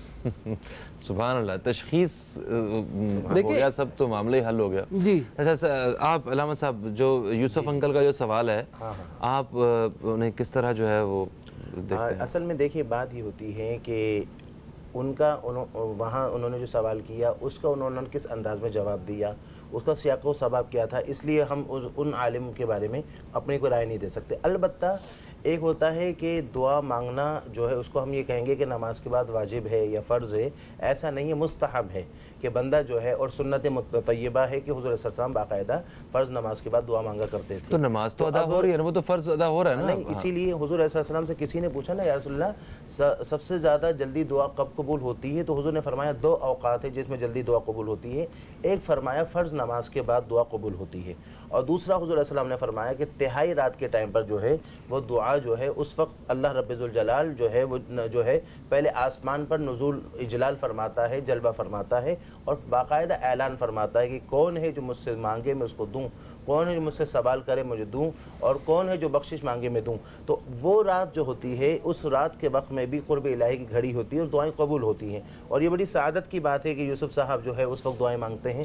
اب ان کا کہنا یہ کہ اس وقت فرض نماز کے بعد میں دعا نہیں کر پاتا، تو ہو سکتا ہے کہ انسان کے ساتھ میں ایک نفس موجود ہے، اور وہ نفس جو ہے وہ اس کو معلوم ہے کہ سب سے بڑی عبادت وہ نماز ہے، اور نماز سب سے قرب الہی کا سب سے بہترین درجہ ہے. اس وقت ہو سکتا ہے نفس ان کو روکتا ہوگا کہ وہ نماز کے بعد دعا نہیں مانگے، چونکہ جب عمل صالح کرتے نا تو انسان، چلو شیطان تو بند ہے نا مگر نفس تو ہے نا، تو روکتا ہوگا. تو ان کو چاہیے کہ اپنا عزم ارادے کو قوی کرتے ہوئے، جیسے وہ کہتے ہیں کہ وہ دعا نہیں مانگی بس شکر الحمدللہ میں نے نماز پڑھ لی نا، آپ کا شکر الحمدللہ کر اٹھ گئے. ان سے کہیں تھوڑا سا ارادہ کریں اور ہاتھ اٹھا کر دعا مانگنے کی کوشش کریں، بس اتنا کر دیں کہ اللہم صلی علی سیدنا محمد و وسلم، پیارے اللہ تیرا شکر ہے کہ تو نے مجھے نماز پڑھنے کی توفیق دی. یہ بھی دعا ہو گئی نا. انہوں نے یہی کہا، انہوں نے کہا کہ میں نماز میں ہاتھ اٹھاتا ہوں، صرف شکر ادا کرتا ہوں اور دعا نہیں کرتا. ان کا کہنے کا یہ تھا کہ یہ نماز کے بعد خالی شکر کرتے ہیں، یعنی دعا نہیں کرتے، دعا میں اس وقت کرتا ہوں. تو ہو سکتا ہے وہ نفس ان کو غالب کرتا ہو. تو اب یہاں بعض دفعہ علماء تھوڑا سا لوگوں کو، چونکہ یہ دونوں طریقہ ہوتا ہے، یا شوق دلاتے ہیں یا خوف دلاتے ہیں. اچھا ایک چیز ادھر سے ایک میں چیز ایڈ کرنا چاہوں گا، پھر اسے آگے بڑھائیے گا. دیکھیں کل ہم نے نماز کے حوالے سے پروگرام کیا، اس میں 3 درجات بیان کیے گئے نماز کے. ٹھیک ہے، یہ نماز 3 لوگ ہیں، تینوں نماز پڑھ رہے ہیں. ایک شخص جو ہے وہ دوزخ کے ڈر سے اور اللہ تعالیٰ کے ڈر سے وہ نماز پڑھ رہا ہے. ٹھیک ہے، جنت کی طلب سے بڑھ رہا ہے، ایک جنت کی طلب سے اور اس کی ایک لالچ اور شوق سے، ٹھیک ہے، اس سے اعزاز، جنت جیسے اعزاز کی وجہ سے پڑھ رہا ہے. ایک وہ ویسے پڑھ رہا ہے کہ جناب کہ یہ اللہ تعالیٰ اس کے لائق ہے اور میں اس کی عبادت کر رہا ہوں، مجھے نہیں پرواہ جنت دوزخ کی، تم اس کا لائق تو ہے، میں تیرے لیے اس کی نماز ادا کرتا ہوں. اب دیکھیں نا، اگر فرض کریں کہ ان جیسے مسلمان کی یہ سوچ ہو کہ میں نماز ادا کر رہا ہوں مگر میں کچھ مانگنے کے لیے نماز ادا نہیں کر رہا، میں صرف نماز ادا کر رہا ہوں، تیرا کچھ بھی آگے کو ہو سکتا ہے، مگر کہ میں اس لیے ہاتھ نہیں اٹھاتا کہ کہیں یہ نہ بیچ میں آ جائے کہ میں صرف کچھ مانگنے کے لیے نماز ادا کر رہا ہوں. تو مانگنے کے لیے انہوں نے الگ وقت کا اگر تعین کیا ہوا ہے تو اس حوالے سے میرا، آپ لوگوں کا پورا ہے، مگر میرا ذاتی خیال ایسا نہیں ہے کہ کوئی اتنا زیادہ انہیں اس انداز سے گائیڈ کرنا چاہیے تھا کہ ایک انسان ایک ہفتے سے پریشان ہو اس وجہ سے، اور کہ آپ کی نمازیں آپ کے منہ پہ مار دی جائیں گی. کوئی اس بارے میں کوئی نہیں کہہ سکتا کہ کوئی کس کی نماز اللہ تعالیٰ، ہاں یہ بنتا ہی نہیں ہے، یہ ایک ٹھیک جواب نہیں ہے جو بھی ہے. اصل میں ایک بات یہ ہے کہ قرآن فرماتا ہے فَبَعَثَ اللَّهُ النَّبِيِّينَ مُبَشِّرِينَ وَمُنذِرِينَ، اللہ نے انبیاء کرام کو مبعوث فرمایا جو خوشخبری سناتے بھی ہیں اور ڈراتے بھی ہیں. تو یہی علماء کا کام ہے کہ وہ تھوڑا ڈراتے بھی ہیں اور خوشخبری سناتے، یہ دونوں کام ہیں. اب انہوں نے کس زاویے سے بولا وہ الگ بات ہے. اب یہاں پر یہ ہے، خود حضور علیہ السلام کا فرمان ہے کہ من لم يدع اللہ سبحانہ وتعالی غضب علیہ، جو اللہ سے دعا نہیں مانگتا اللہ اس سے ناراض ہوتا ہے. ہم سے کوئی مانگے تو ہم ناراض ہوتے ہیں اور اللہ سے نہیں مانگے تو اللہ ناراض ہوتا ہے. اور خود یہاں پر خود اللہ کہہ رہا ہے کہ مجھ سے مانگو، اور وہ کہے گا میں تو نہیں مانگوں گا کیونکہ میں نے تو تیرا حکم ہے کہ مانگو. تو اب حکم کا تقاضا بھی یہ ہے کہ بندہ مانگے اور جتنا ہو سکے مانگے. حدیث شریف میں آتا ہے کہ جب بندہ دعا مانگے تو اتنا نہیں، چونکہ اس کے بارگاہ میں کوئی کمی نہیں. چونکہ حدیث شریف میں آتا ہے کہ سارے انسان اور سارے جنات، اول سے لے کر آخر تک سارے انسان اپنی ہر خواہش مانگ لیں تو خدا کے خزانے سے اتنا کم نہیں ہوگا جتنا کہ ایک سمندر سے ایک جو ہے وہ اگر ایک بوند نکال لو تو کم نہیں ہوتا. بے شک خدا کے سامنے کمی نہیں اس کے بارگاہ میں. اچھا چلیں، اس بات سے یہ تو واضح ہو گیا کہ ہمیں دل کھول کے جو ہے نا خدا سے مانگنا چاہیے. اچھا قرآن میں فہیم بھائی دعا مانگنے کے لیے ہمیں قرآن میں کچھ اصول بتائیں. اور حدیث شریف میں بھی اصول بتایا. قرآن نے کہا ادعو ربکم تضرعا وخفیہ, کہ رب سے دعا مانگو, کیسے مانگو؟ گڑ گڑا کر مانگو. ایک تو یہ کہا خفیہ, آہستہ سے مانگو. انہ لا یحب المعتدین, اللہ تعالیٰ حد سے تجاوز کرنے والوں کو نہیں پسند کرتا. یعنی ایسے لوگ ہیں جو ڈرامے بازیاں کرتے ہیں کچھ دعاؤں میں, کچھ بعض دفعہ چینلز پر بھی دعا مانگتے ہیں اور ان کا اس سے وہ ہوتا ہے دکھاوا, وہ رٹی رٹائی دعائیں ہوتی ہیں, ٹھیک ہے, پھر ایک زبردستی ایک رونے والی ایک آواز ہوتی ہے, ٹھیک ہے. ٹی وی چینل پر گیا تو مجھ سے کہا تھا سر ٹی وی چینل کے بڑے مسئلے ہیں اور بریک آ چکی ہے. اچھا ٹھیک ہے, ایک بریک کی طرف پڑھ رہے ہیں ہم لوگ, واپس آتے ہیں تو پھر میں آپ سے بات جو ہے نا یہ مکمل کیجیے گا. مولانا صاحب سے بات کریں گے, شیزہ حسین سے نعت بھی سنیں گے. کہیں مت جائیے, نیوز کیفے دیکھتے رہیے, اب تک دیکھتے رہیے.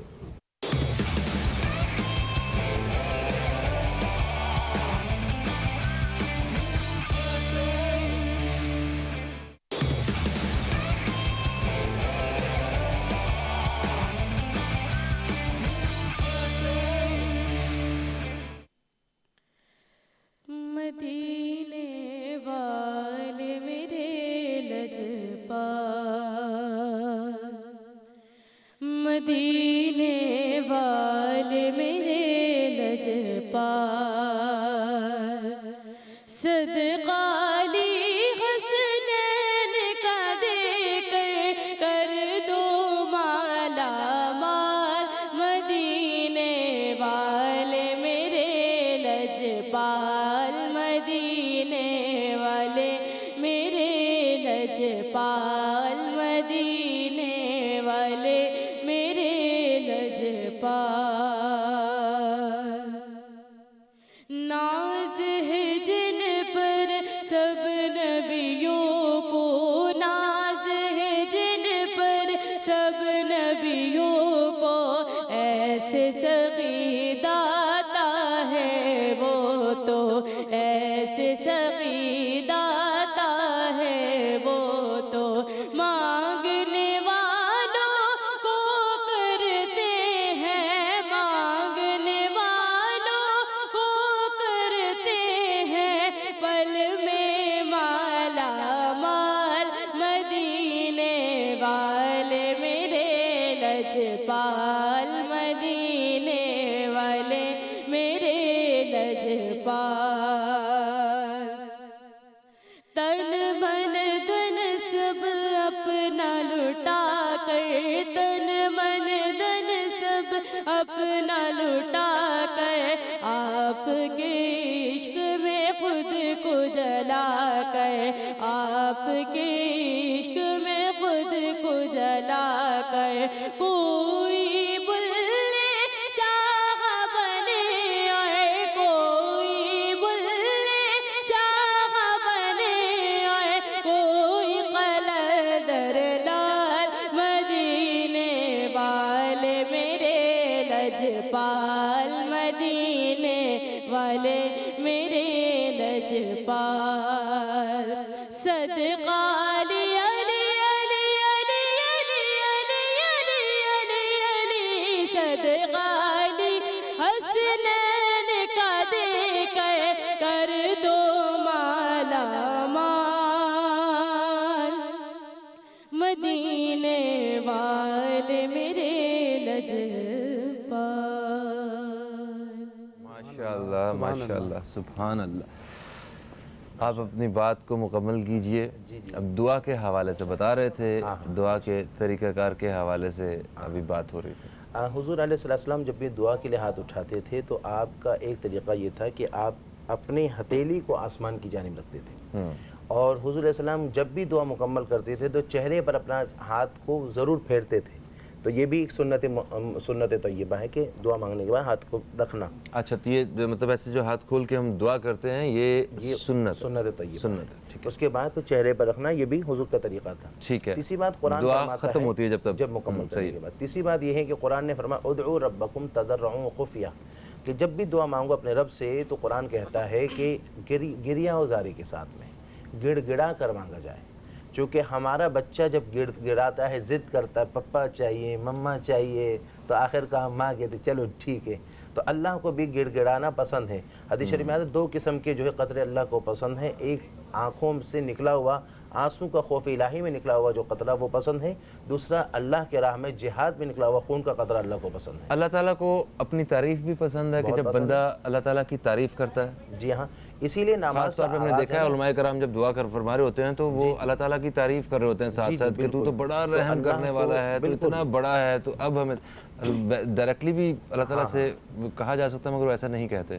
वैसे ये है कि अल्लाह ताला को अपनी तारीफ पसंद है और यही वजह है कि जब हम नमाज भी शुरू कर दे तो अल्लाह अकबर, अल्लाह सबसे बड़ा है, फिर सना पढ़ रहे हैं उसमें भी अल्लाह की तारीफ, सूरह फातिहा पढ़े वो भी अल्लाह की तारीफ, तस्बीह पढ़े वो भी अल्लाह की तारीफ, अत्तहियात पढ़े वो भी अल्लाह की तारीफ। तो सारी अल्लाह को अपनी तारीफ बड़ी पसंद है और ये अंदाज है कि पहले बंदा तारीफ करे फिर उसके बाद मांगे। अब दुआ में एक तो आहिस्ते भी मांगे, अगर तन्हा दुआ मांग रहा है तो आहिस्ते मांगे और उसके साथ गिरिया उजारी के साथ, और दूसरे मकाम अल्लाह फरमाता बदउहु खौफ व तमआ, खौफ और उम्मीद के साथ मांगे। और उसके साथ कैसे मांगे, हदीस शरीफ में आता है उदउल्लाह व अंतुम मुक़िनून बिल इजाबा, अल्लाह से दुआ मांगो उस यकीन के साथ दुआ मांगो कि वो कबूल करेगा, हाजिर के साथ, हुजूर क़ल्बी के साथ। ये शर्त है, उलमा फरमाते हैं हुजूर क़ल्ब के साथ आप दिल की गहराई से दुआ मांगना, ये शर्त दुआ है। आपका दिल हाजिर ना हो और आप दुआ मांगिए तो कबूल ना हो। बिल्कुल सही। अब यहाँ पर आला हज़रत फरमाते हैं कि अगर दुआ मांगते वक्त बंदा ये कर ले कि दुरूद शरीफ हो और फिर एक दफ़ा कहे या बदीअस समावाति वल अर्दि या ज़ल जलाल वल इकराम, जब वो ये कहता है तो ये इसमें आज़म है, और ला इलाहा इल्ला अंत सुब्हानक इन्नी कुन्तु मिनज़ ज़ालिमीन कहे, उसके बाद जो दुआ मांगे अल्लाह ताला ज़रूर कबूल फरमाएगा। ज़बरदस्त। अच्छा, जब हम दुआ मांगते हैं तो क्या वो किसी को बताना वो जायज़ होता है कि हाँ मैंने इनके या इस हवाले से मैं दुआ मांग रहा हूँ, या किसी को बताना कि हाँ मैंने अभी इसी बारे में दुआ की है, तो ये जिक्र करना नहीं ज़रूरी नहीं है कि आप किसी को बताएं कि आपने क्या दुआ मांगी। ये तो आपका अल्लाह का राब्ता है, ठीक है, आपका अल्लाह से लिंक है। आप जो दुआ मांग रहे हैं अल्लाह से मांग रहे हैं ना, किसी को बताने की क्या ज़रूरत है। ठीक है। अल्लाह ताला के ख़जानों में मतलब बेशक किसी चीज़ की कभी नहीं है, अला कुल्ल शैइन क़दीर है, हर चीज़ पर कादिर है। तो मगर हमें भी अपना देख के भी दुआ मांगनी चाहिए। हाँ देखिए कलाम पाक में मैं अगर इधर बैठ के मैं कहूँ कि मुझे दुनिया का सारा सोना जो है वो मेरे पास आ जाए, मतलब एक अजीब सी बात कर रहा हूँ मैं, मगर हमें अपने आप को अपनी ज़रूरत को देख के भी तो दुआ मांगनी चाहिए। या हम दुआ ये भी तो कर रहे होते हैं, ये नहीं कह रहे होते कि अल्लाह मियां हमें इस तरह का घर दे दे, या ये जो गाड़ी गई है इस तरह की गाड़ी दे दे।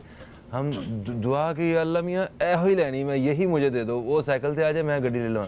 जैसे कलाम पाक में नज़र मिनल कुरान मा हो शिफा व रहमतुल लिल मोमिनीन, ये जो कुरान पाक नाज़िल हुआ इसमें शिफा भी है, रहमत भी है, मोमिनीन के लिए। ठीक है, किसके लिए? मोमिनीन के लिए, हर एक के लिए नहीं है। मोमिनीन, ठीक है। अच्छा ठीक। अब कुरान पाक लोग पढ़ते हैं और फिर कहते हैं कि हम तो दुआ पढ़ रहे हैं, हमने तो सूरह यासीन पढ़ लिया, मरीज़ ठीक नहीं हो रहा।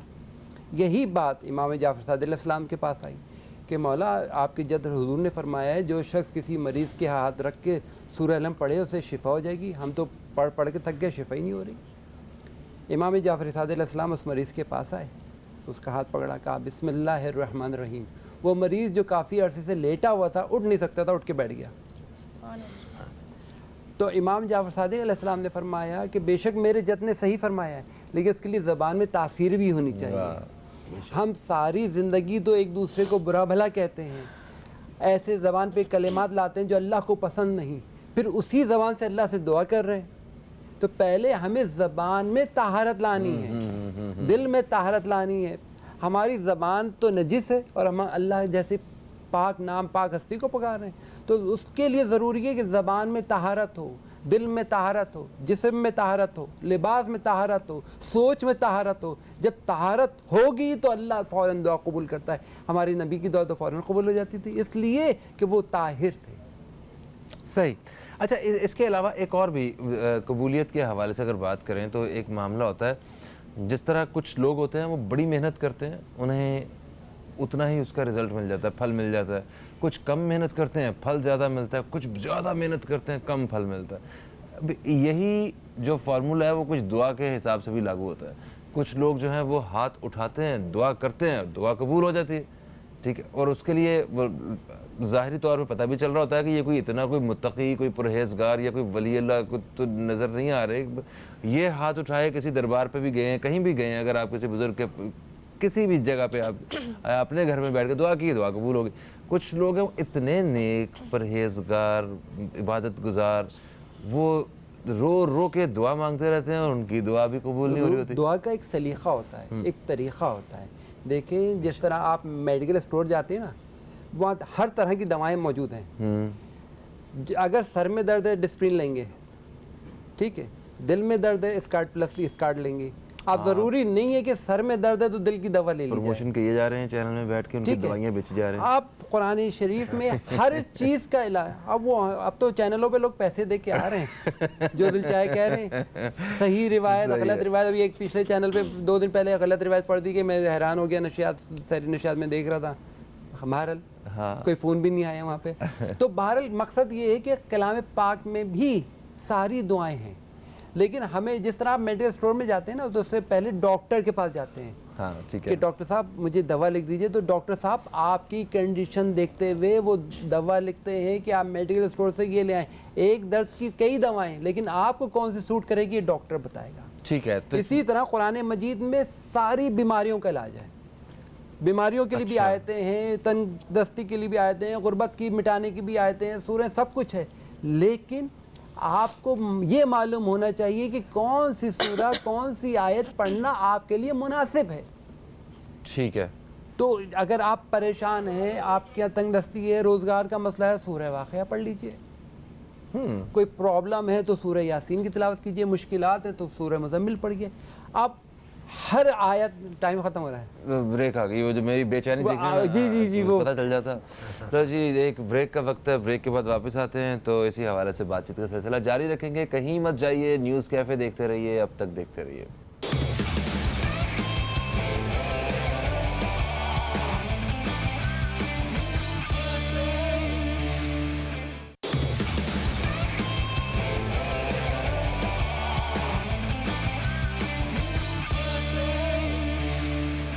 Welcome back. آپ دیکھ رہے ہیں نیوز کیفے. دعا کی اہمیت کے حوالے سے آج ہم بات کر رہے ہیں اپنے پروگرام میں. مولانا محمد علی رضوی صاحب سے بات ہو رہی تھی. تو سر ایک جملہ اور کہہ دوں کہ ضروری نہیں گھنٹوں ہم دعا کرتے رہیں تو ہماری دعا قبول ہو جائے گی. حضرت نوح علیہ السلام نے کہا انی مغلوب فانتصر. 3 لفظ ہیں, پروردگار میں مغلوب ہو گیا, تو میری مدد کر. تو مدد, نصرت مانگنے کے لیے خلوص دل سے آپ اللہ سے مدد مانگیں. 2 سیکنڈ لگیں گے, آپ یہ پڑھ لیں صرف, آپ کی مدد ہو جائے گی, آپ کی مشکلیں حل ہو جائیں گی. آپ اللہ کو پکاریں تو صحیح. ہم دوسروں کو دلوں کے حال تو جانتا ہے. جی جی جی, ہم نے اللہ کو پکارنا کم کر دیا ہے, لوگوں کو پکارنا زیادہ شروع کر دیا ہے. ہم اس طرف زیادہ آ گئے کہ وہ مسئلہ حل کرے گا. وہ ارے جو سارے مسئلے حل کرنے والا ہے وہ تو ذات پروردگار ہے. جب تک ہم اس کو نہیں پکاریں گے. حضرت یونس علیہ السلام مچھلی کے پیٹ میں ہیں. اللہ قرآن پاک میں کہتا ہے اگر یونس علیہ السلام ہمیں نہیں پکارتے تو قیامت تک حضرت یونس علیہ السلام مچھلی کے پیٹ میں رہتے. اللہ اکبر. قرآن شریف کی آیت, حدیث ہے, روایت نہیں ہے, کوئی قید ضعیف ہے. قیامت تک, یعنی قیامت تک مچھلی بھی زندہ رہتی, قیامت تک حضرت یونس علیہ السلام بھی مچھلی کے پیٹ میں رہتے. لیکن انہوں نے اللہ سے دعا کی, اللہ نے انہیں مچھلی کے پیٹ سے باہر نکالا. تو معلوم ہوا دعا کی کتنی اہمیت ہے. آیت کریمہ ہے نا, جی جی, لا الہ الا اللہ انت سبحانک انی کنت من الظالمین, یہ انہوں نے پڑھا ہے. اور مشکل کے لیے لوگ اسے پڑھتے بھی ہیں اور کافی بہت فائدہ بھی ہوتا ہے لوگوں کو اس حوالے سے. ویسے یہ ہے کہ بزرگوں نے فرمایا کہ اگر بندہ سجدے میں سر رکھ کر جو دعا مانگے نا, وہ دعا بھی جلدی قبول ہوتی ہے. اور خاص کر کے اگر اس طریقے سے مانگے کہ سجدے میں سر رکھ کر اگر آیت کریمہ کو 40 مرتبہ پڑھیں اور اس کے ترجمے کو ملحوظ رکھتے ہوئے پڑھیں, اس کے بعد جو ہے پھر وہ بندہ جو ہے وہ پھر جو دل سجدے میں جو دعا مانگے وہ دعا قبول ہوتی ہے. اچھا, جب دعا ہم مانگتے ہیں نا, سجدے میں جا کے بھی دعا کی جا سکتی ہے, ہاتھ اٹھائے بغیر. یہاں اس کی ہے 3 حالتیں. اچھا, ایک ہے فرض نماز, اس میں سجدہ. ایک ہے نفل نماز, اس میں سجدہ. اور ایک ہے ویسے الگ سجدہ, نماز کے بعد الگ سے سجدہ ہے نا, الگ سجدہ. ایک ہے فرض نماز. فرض نماز کے بعد جو فرض نماز میں جو سجدہ کریں گے اس میں آپ تسبیح پڑھیں گے. اچھا, نفل نماز جو ہے نا, اس میں جو آپ سجدہ کریں گے اس میں آپ عربی زبان میں دعا مانگ سکتے ہیں. اعلیٰ حضرت عربی زبان میں, جیسے ربنا حب لنا من ازواجنا ذریاتنا قرۃ اعین. نماز کے اندر اگر نفل نماز پڑھتے ہوئے اگر نماز کے اندر اگر سجدے میں جا کر اگر آپ دعا کرنا چاہیں تو دعا کر سکتے ہیں, مگر وہ دعا آپ جو ہے عربی زبان میں مانگیں گے, اردو میں نہیں, مگر اس حالت سجدے میں. اور اگر اس کے علاوہ اگر ویسے ہی اگر آپ اردو زبان میں دعا مانگنی ہے تو وہ الگ سجدہ کریں گے جو نماز میں نہیں ہوگی, الگ سجدے میں. اس میں آپ آیت کریمہ پڑھنے کے بعد آپ دعا میں جو مانگنا چاہیں وہ اللہ تعالیٰ سے مانگ سکتے ہیں. ایک بات. دوسرا, جب ہم دعا مانگتے ہیں تو ہم کہتے ہیں اللہم صلی علی, پہلے ہم اللہم کا لفظ استعمال کرتے ہیں. یہاں پر حضرت امام حسن بصری فرماتے ہیں کہ اس کا معنی اے اللہ، اور اس اسم کے اندر یہ تاثیر ہے کہ اللہ کے تمام اسماؤں کی تاثیر اس لفظ کے اندر آ جاتی ہے. تو اگر کوئی اللہ، ویسے اگر کوئی ڈائریکٹ کوئی کہے یا رحمان کہہ کر دعا مانگے، کوئی یا رحیم کہے، اور کوئی خالی اللہم کہے، تو اللہ کے تمام اسماء جو ہے نا اس کی تمام صفات کی تجلی اس میں آ جاتی ہے اور بندہ دعا مانگتا ہے. اور پھر جب دعا مانگی جائے تو بزرگ فرماتے ہیں، اعلیٰ حضرت فرماتے ہیں کہ جب درود شریف پڑھے تو درود شریف وہ ہے جو خدا کے بارگاہ میں ضرور قبول ہوتا ہے، وہ رد نہیں ہوتا. مگر درود جب اول بھی درود ہو آخر بھی درود ہو تو درمیان میں ہو وہ رد نہیں ہوتا، وہ تو جانا ہی ہوتا ہے بارگاہ میں جانا. اچھا، سوال کا وہ حصہ دوبارہ سے میں اپنا ریمائنڈ کرواتا ہوں. اس میں کچھ لوگوں کی دعائیں جلدی قبول ہو جاتی ہیں، کچھ کی نہیں ہوتی. ٹھیک ہے، تو اب جن کی نہیں بھی ہو رہی ہوتی تو وہ مطلب ایسا نہیں ہوتا کہ وہ بڑے گناہ گار لوگ ہوتے ہیں، بڑے اچھے لوگ بھی ہوتے ہیں، اللہ تعالیٰ کے بڑے قریب لوگ، یا شاید اللہ تعالیٰ چاہتا ہے کہ وہ میرے ساتھ رابطے میں رہیں. کچھ اس حوالے سے حدیث شریف میں آتا ہے، حضور فرماتے ہیں بعض دفعہ اللہ تعالیٰ کو کوئی انداز، کسی کا انداز بہت پسند آتا ہے، وہ گڑ گڑا کر گریہ وزاری سے مانگتا ہے تو اللہ جبرائیل سے فرماتے ہیں اس کو قبول نہ کرو تاکہ یہ مانگتا رہے، اس کی یہ ادا ہمارے سامنے جاری رہے.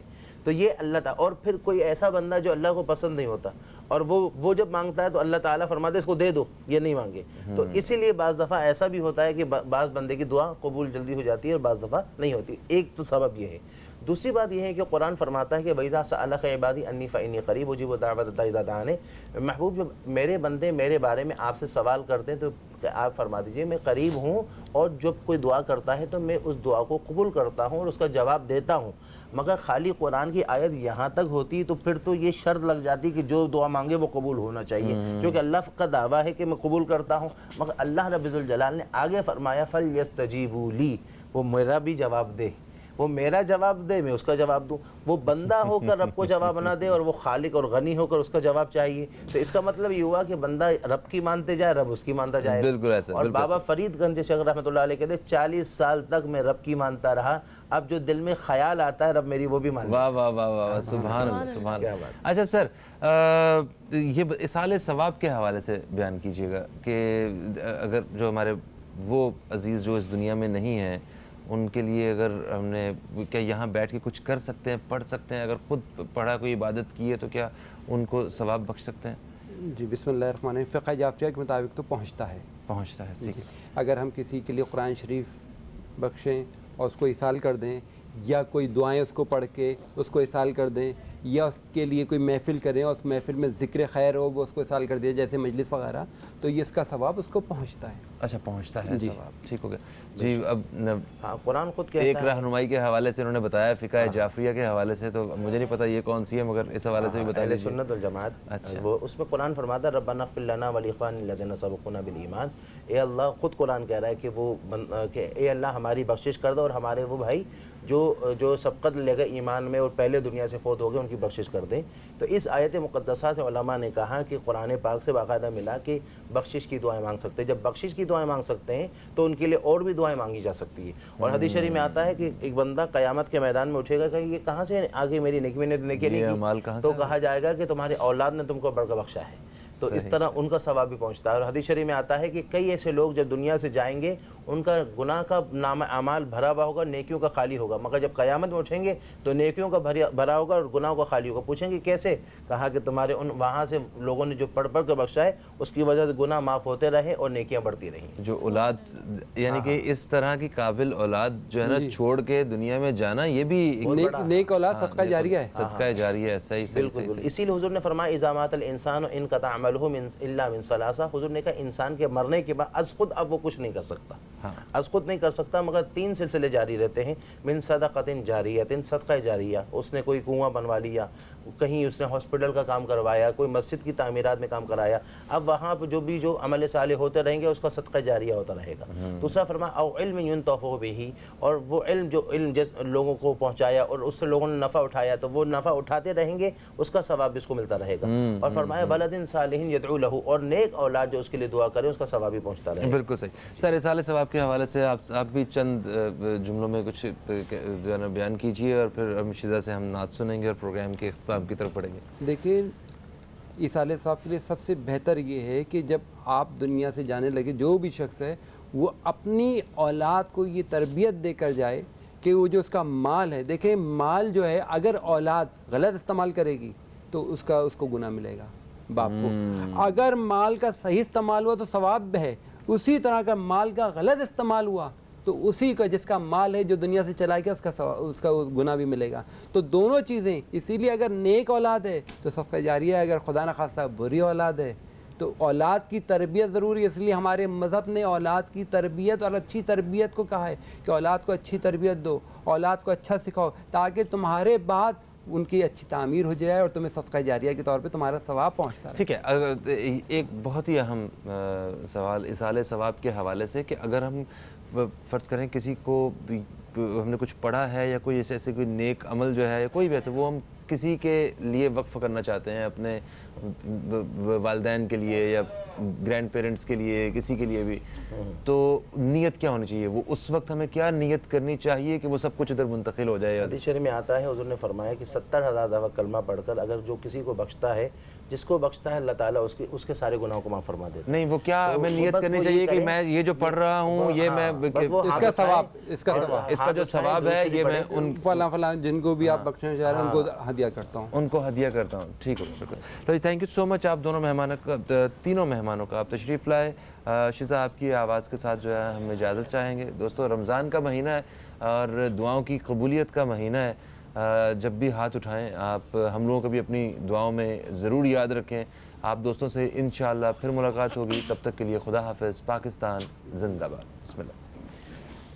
بڑا محبوب گھرانہ علی حیدر کا گھرانہ، بڑا محبوب گھرانہ علی حیدر کا گھرانہ، غلام ان کا ہے زمانہ علی حیدر کا گھرانہ، غلام کا ہے زمانہ علی حیدر کا گھرانہ،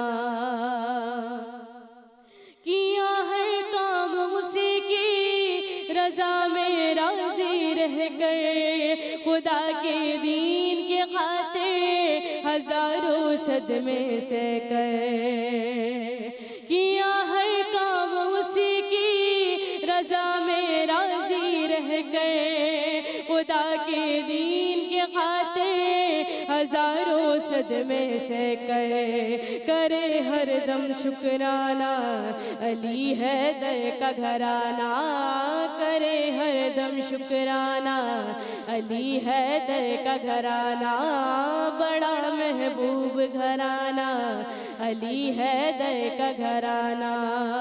سماعت فرمائیے گا، علی حیدر کا گھرانہ نانا کے دین کو کیسے بجاتا ہے کہ کبھی منبر پہ چڑھ کے، کبھی میدان میں لڑ کے، کبھی نیزے پہ چڑھ کے، کبھی خطبے پڑھ کے، کبھی منبر پہ چڑھ کے، کبھی میدان میں لڑ کے، کبھی نیزے پہ چڑھ کے، کبھی خطبے پڑھ کے، سکھائے دین بچانا علی حیدر کا گھرانہ، سکھائے دین بچانا علی حیدر کا گھرانہ، بڑا محبوب گھرانہ علی حیدر کا گھرانہ، پکارا جب مشکل میں انہوں نے کی لجپالی۔